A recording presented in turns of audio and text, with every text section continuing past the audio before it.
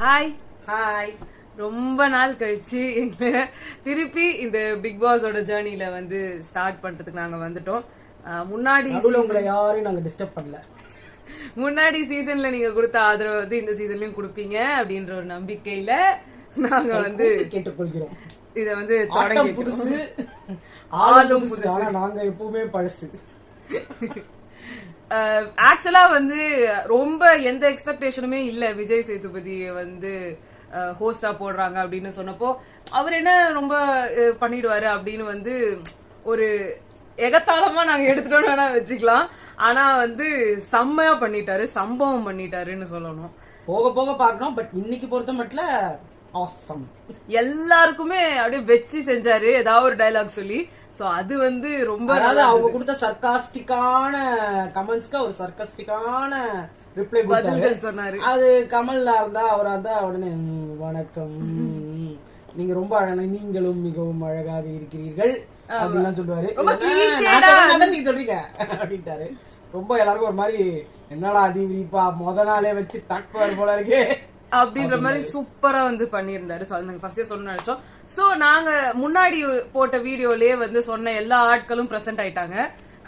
So இதுல வந்து sound Saroja ஐஸ்வர்யாவை தான் காணோம். அவங்க வைல்ட் கார்டு என்ட்ரி எல்லாம் சொல்லிட்டு இருக்காங்க, பாப்போம். ஆனா கன்ஃபர்ம்டு கண்டஸ்டன்ட்னு சொல்றாங்க. சோ அதனால நமக்கு தெரியல அவங்க வந்து என்ன ஆக போகுதுன்னு. சோ ஃபர்ஸ்ட் வீடு வந்து ரெண்டா பிரிஞ்சிருச்சு. ஸ்மால் ஹவுஸ் பிக் ஹவுஸ்ன்ற மாதிரி இல்லாம இது ஒரே வீடு, ஆனா கேர்ள்ஸ் வர்சஸ் பாய்ஸ்னு ஒரு கான்செப்ட் எடுத்து வந்திருக்காங்க. அதுலயும் வந்து யாருக்கு எந்த பெட் அப்படின்லாம் ரொம்ப பிரச்சனை வந்தது. இதுல எங்களோட இது வந்து என்னதுன்னா, ஒரு சைடு அதாவது பாய்ஸ் இருக்க சைடுல வந்து கிச்சன் இருக்கு, கேர்ள்ஸ் இருக்க சைடுல ஒண்ணுமே இல்ல, ஆனா வந்து பெரிய பெட்ரூம் இருக்கு. சோ பெரிய பெட்ரூமுக்கு ஆசைப்பட்டு இவங்க வந்து நாமினேஷன் ஒரு வாரத்தை வந்து விட்டு கொடுத்தாங்க கேர்ள்ஸ் சைடுல பாய்ஸுக்கு. அவங்க என்னைக்கு வந்து சொல்றாங்களோ, எந்த வாரம் சொல்றாங்களோ அந்த வாரம் நாமினேஷன்ல பாய்ஸ் யாருமே இருக்க கூடாதுன்ற மாதிரி ஒரு கண்டிஷன் போட்டு இவங்க வாங்கிட்டாங்க. அது ரொம்ப ஒரு கேவலமான ஒரு டிசிஷன் கேர்ள்ஸ் சைட்ல இருந்து எனக்கு ஃபீல் ஆச்சு. நீ என்னமா சொல்ற? ஒரு ரூம்காக வந்து இவ்வளவு தூரம் கீழே இறங்கி போறதுன்னா அப்ப இவங்க எதுக்கு வேணா விட்டு குடுத்துருவாங்க அப்படிங்கிற மாதிரி இருக்குல்ல.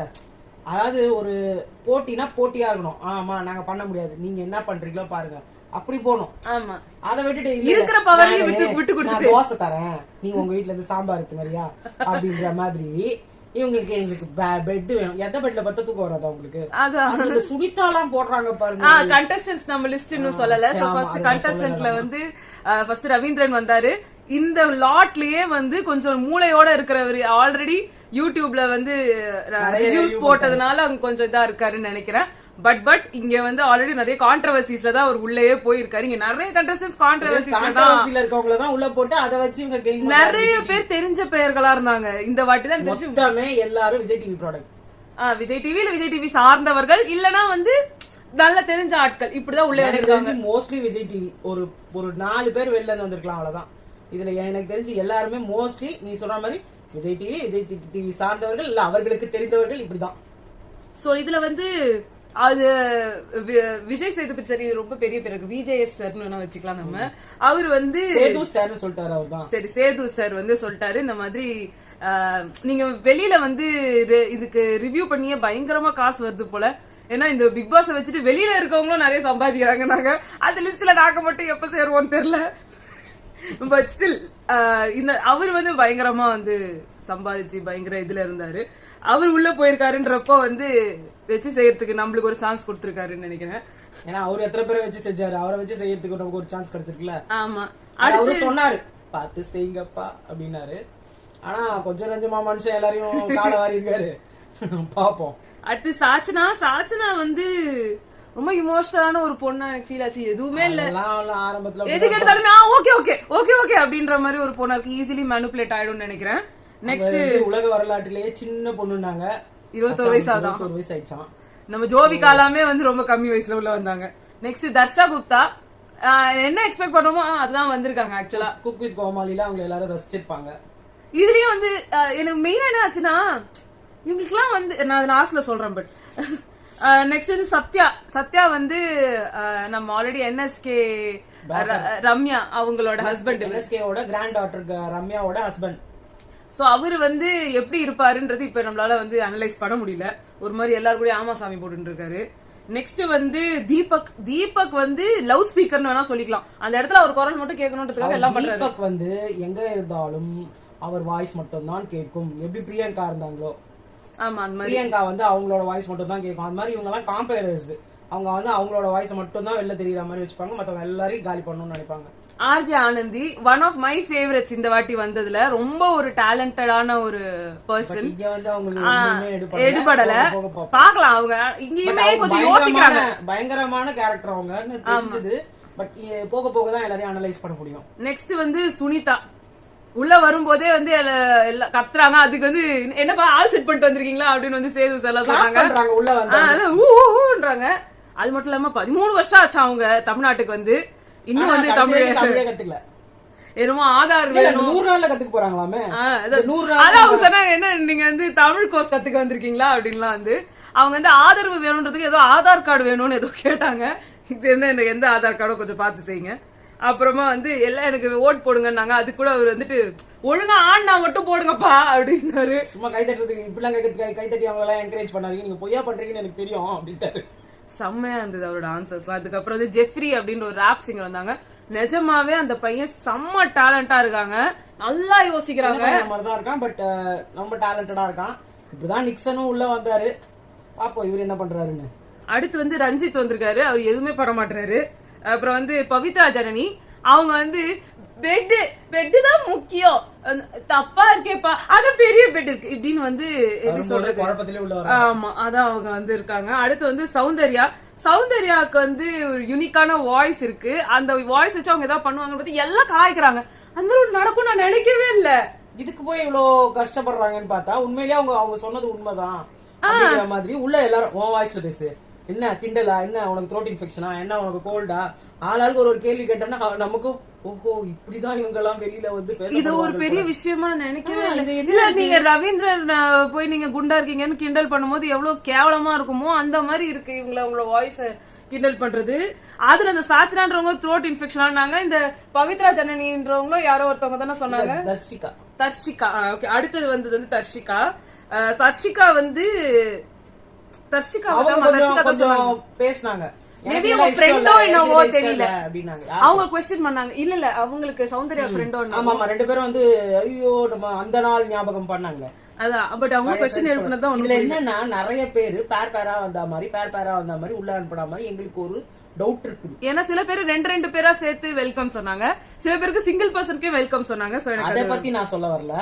இப்ப பாத்தீங்கன்னா சத்யாவும் இவரு நம்ம தீபக் இருக்காரு, ரெண்டு பேரும் ரொம்ப க்ளோஸ் ஃப்ரெண்ட்ஸ்.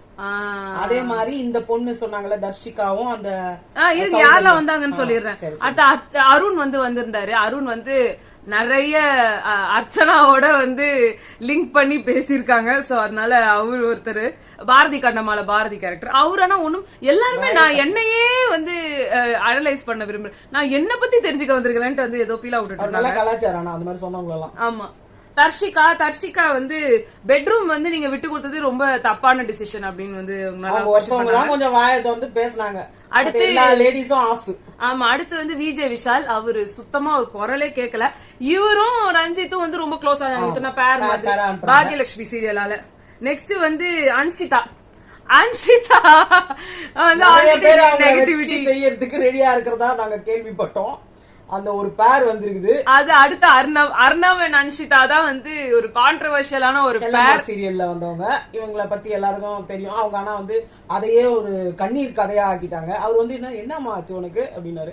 அது ஒண்ணு இல்ல அது அவரு இல்ல என்னதான் பிரச்சனை, என்ன பிரச்சனை வேணும்தான் கேக்குறாரு. நெகட்டிவிட்டின்றது நம்ம போய் நம்ம வாங்கிக்கிறது இல்ல, தானா வருதுன்னு இவங்க ஏதோ அப்படியே பிளேட்ட மாத்திட்டாங்க. நம்ம வந்து நல்லதே செஞ்சா கூட சில வீட்டுல நேற்று தப்பா ஆகுது. ஏங்க உங்களுக்கு வேற ஆளே கிடைக்கலையா? மலையாளம் பேசுறவங்களதான் உள்ள விடுவீங்களா? சுனிதா அண்ட் அன்ஷிதா இவங்க ரெண்டு பேருமே முடியல.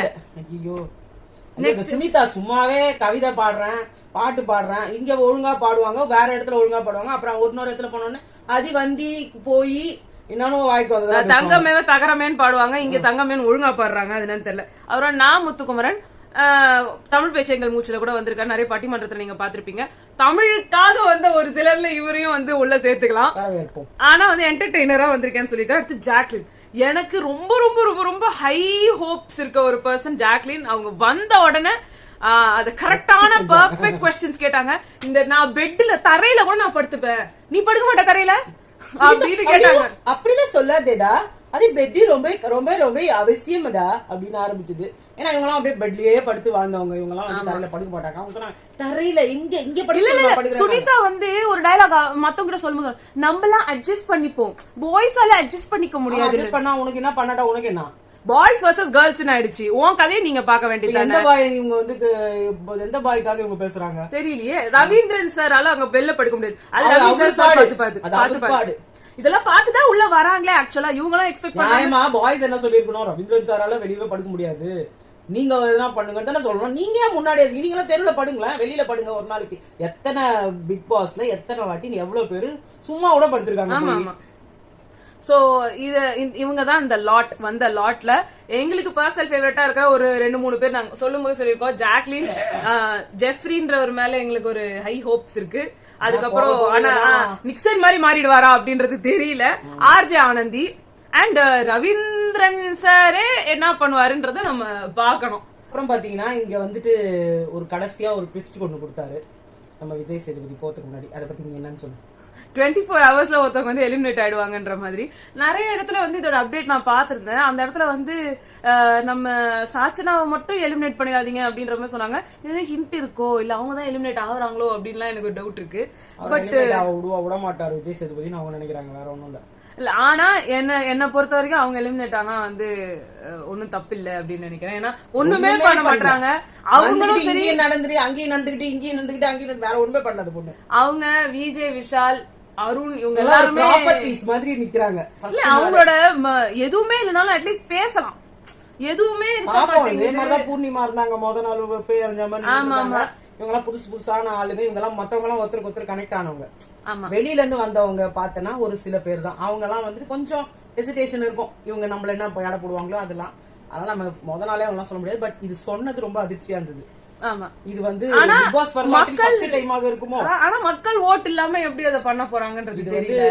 அதுல வேற ஜாக்குலின் கிட்ட வந்துட்டு இவர் கேட்டாரு, ஒருவேளை நீங்க அந்த முத்துக்குமரன் கேட்டாரு, ஒருவேளை நீங்க எல்லாரையும் இது பண்ணிட்டு நீங்க மட்டும் தனியா நிக்கிறீங்க, ஒருவேளை உங்களதான் எலிமினேட் பண்றோம் அப்படின்னு எல்லாரும் சேர்ந்து பண்ணா அப்படின்னாங்க. ஜாக்குலின் ஆப்வியஸ்லி நான் வெளில போயிடுவேன் அப்படின்னாங்க. அது பார்த்தோன்னா ஃபர்ஸ்ட் நாளே ஸ்கோர் பண்ண ஆரம்பிச்சிட்டாங்கன்ற மாதிரி தான் இருக்குது.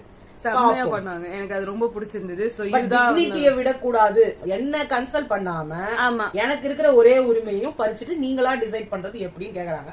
அத தப்பே கிடையாது. ஏன்னா எல்லாருக்கும் ரைட்ஸ் இருக்கு, எல்லாருக்கும் இது பிரச்சனை வரணும் தான் இவங்க பண்ணாங்க. மத்தவங்க மைம மசாலோட மாதிரி அதை விட்டுட்டு போயிட்டாங்க. இவங்க ஒருத்தவங்க தான் அதை புடிச்சு அதை வந்து ஒரு கண்டென்ட் ஆகாங்க. ஆமா, ரூம்குள்ள வந்து அது ஒரு செம்ம விஷயம். அந்த பேக நான் வச்சுட்டா கூட அது நான் வந்து அக்செப்ட் பண்ணிட்டேன்னு அர்த்தம். அதனால நான் என்னோட பேக் கூட உள்ள போகாது, நானும் உள்ள வரேன். அதே மாதிரி முத்துக்குமரன் வந்து என்ன நினைச்சாருன்னே தெரியல, போய் அக்கான்னு கூப்பிடுறாரு. ஜாக்லின் அக்கான்னு தான் சொல்லுவாரு. இது என்ன வந்து சின்ன புள்ள அப்படின்ற மாதிரி. இது நிறைய பேர் கொஞ்சம், அதாவது இவங்களுக்கு ஈக்குவல் வயசா இருக்கவங்கள ஆண்டின்றது, அக்கான்றது, மாமான்றது, அங்கிள் அப்படின்றது, இதெல்லாம் உங்களுக்கு ஒண்ணுமே புரியலையா, வாங்க போங்கன்னு பேசுவீங்க. நான் மோஸ்ட்லி அவங்க அப்படிதான் பேசுவேன். எனக்கு தெரியாத ஒருத்தவங்களா இருந்தா அவங்கள ஏஜ் வச்சு நீங்க ஜட்ஜ் பண்ண முடியாது. ஏன் அவங்க வந்து சின்ன வயசா கூட இருக்கலாம், பட் அவங்களுக்கு வந்து கிரே ஹேர் இருக்கலாம். அதுக்காக நீங்க ஒண்ணு ஆண்டி அப்படின்னீங்கன்னா அவங்க நீங்க என்ன சின்ன கொஞ்சம் குண்டா இருக்கிறவங்களையும் ஆண்டின்றது, ஒல்லியா இருந்தாங்கன்னா குட்டி பாப்பான்னு நினைக்கிறது. இந்த பொண்ணே சொல்லுச்சு, என்ன பார்த்தா என்ன ஸ்கூல் படிக்கிற பொண்ணுன்னு என்ன சொல்லுவாங்க அப்படின்னா அதுவும் தப்புதான். அவங்கள பத்தி என்னன்னே தெரியாம நீங்களா ஒரு ஜட்ஜ் பண்ணிக்கிட்டு நீங்க இவங்க இப்படிதான். ஏன்னா எங்க வீட்டு ரிலேட்டிவ்ஸ்லயே நிறைய பேரை பாத்துருக்கேன், ஒல்லியா இருப்பாங்க, அவங்க பேரம்பத்தி எல்லாம் எடுத்திருப்பாங்க. அவங்க பத்தி அவங்க சின்ன வயசுல எப்படி பேரம்பத்தி எடுத்தாங்க, அவங்களுக்கு ஏஜ் இருக்கும், பட் சில நேரத்துல அவங்க இளமையா தெரியலாம். நான் அது இல்லன்னு சொல்ல வரல. ஒருவேளை சில பேர் நிஜமாவே வந்து சின்ன வயசா இருந்துட்டு அவங்க கொஞ்சம் ஏஜ்டா தெரியலாம். மேபி அவங்க ட்ரெஸ்ஸிங் சென்ஸா இருக்கலாம். அவங்களோட லைஃப் நம்ம உள்ள பூந்து பார்க்க முடியாது. அவங்கள போய் கூப்பிடுறது அது இந்த இடத்துல அந்த முத்துக்குமரன் பண்ணது எனக்கு பிடிக்கல. ஆனா அதுக்கு சூப்பரா ஷாட் கொடுத்தாங்க ஜாக்லின். இந்த மாமா தம்பி இல்ல அண்ணன் தம்பி மாமா மச்சா தாத்தா பாட்டி எல்லாம் எனக்கு தேவையில்ல அப்படின்னாங்க. ஏன்னா நீங்க அங்க வந்து டெவலப் பண்ண வேண்டியது உறவுகளை இல்ல, நீங்க வெளியில இருக்கிறவங்கள தான் கவர் பண்ணணும். உள்ள இருக்கிறவங்களை நீங்க வந்து கன்வின்ஸ் பண்ணலாம், எல்லாமே பண்ணலாம். அதுக்காக இந்த உறவு முறை வச்சு அதை வச்சு பிளாக்மெயில் பண்றது, இந்த சேரனும் லாஸ்ட்லி ஆகும் பண்ணாங்க பாருங்க அப்பா பொண்ணு. அதே மாதிரி இங்க நடுவுல வந்து அந்த ராபர்ட் மாஸ்டர் ஒன்று பண்ணாரு பாரு, ஏன் பொண்ணு ஏன் பொண்ணு ஏன் பொண்ணு, வேற பிரின்சி தானே இருக்கு. அது மாதிரி இந்த மாதிரி உறவு முறைகளை வச்சு தயவு செஞ்சு அங்க போய் கேம் விளையாடாதீங்க. நீங்க வெளியில வந்ததுக்கு அப்புறம் பிரின்சி எத்தனை வாட்டி மீட் பண்ணிருப்பீங்க? ஏன் இதே லாஸ்ட்லியாவே எத்தனை வாட்டி சேரன் சார் போய் மீட் பண்ணிருப்பாரு? ஏன் எல்லாரையும் ஏமாத்துறீங்க? நீங்களா இருக்கணும் அப்படிலாம் சொல்றதுலாம் முதல்ல போய் நீங்களாலாம் இருக்க முடியாது. நீங்க ஏமாத்தி தான் வாழ்வீங்க. ஆனா அதுக்காக அநியாயத்துக்கு ஏமாத்தீங்கன்னா ஜனங்க கண்டுபிடிச்சிருவாங்க. சோ இதுதான் வந்து இந்த எபிசோடோட இது கிராண்ட் லான்ச். நாளைக்கு எபிசோட் 1 எந்த தரமா போகுது, யார் எலிமினேட் ஆக போறாங்க எல்லாத்தையும் வந்து நாளையில இருந்து இன்னும் ஒரு 106 நாளைக்கு எங்க கூட நீங்க டிராவல் பண்ணி வந்து கேட்க போறீங்க. எனக்கு ஒண்ணு தோணுது, அவர் வந்து நீங்களாம் கேம் ஆடுறீங்களா, நான் ஒரு கேம் ஆடட்டுமா அப்படின்னு சொல்லிட்டு போனார்ல. ஆமா, அது வந்து சும்மா கூட இருக்கலாம். இவங்க இதோட மனநிலை எப்படி இருக்க போகுது, நெக்ஸ்ட் 24 ஹவர்ஸ்ல இவங்க வெளில போறாங்க, அவங்க எப்படி நடிக்க போறாங்க, செம்மையா இருக்க போகுதுன்ற ஒரு ஃபீலிங் மட்டும் வருது.